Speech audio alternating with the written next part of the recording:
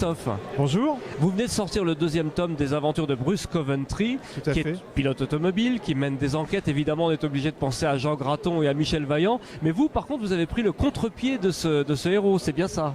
Oui, tout à fait. En fait, je ne pouvais pas faire le gendre idéal comme Michel Vaillant. Ça servait à rien.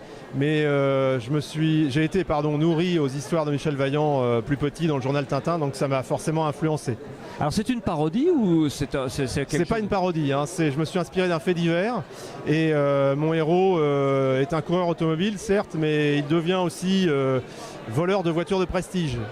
Mais il va falloir qu'il se rachète et donc remplir une mission pour blanchir son dossier judiciaire qui est très lourd. Alors il mène des enquêtes, il est détective, il fait quoi exactement? Non, il n'est pas détective, on le charge, les services secrets le chargent d'une mission assez délicate pour en échange laver son dossier de voleur de voitures de prestige. Voilà. Et vous vous êtes inscrit dans les années où se passe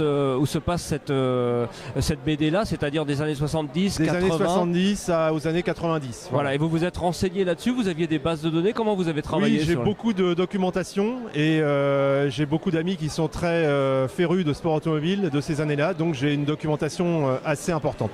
Alors le deuxième s'appelle 0 degré sur la côte d'Albâtre. La côte d'Albâtre, c'est sur la côte normande, c'est ça? Oui, non? tout à fait, c'est entre Dieppe et Le Havre. Et pourquoi 0 degré? C'est quoi le pitch en quelques mots? Alors, en fin de compte, c'est une histoire d'un dossier scientifique volé. Ah oui. À la fin de la Seconde Guerre mondiale. Et ça touche un petit peu aux questions du moteur à eau, entre autres, mais pas seulement.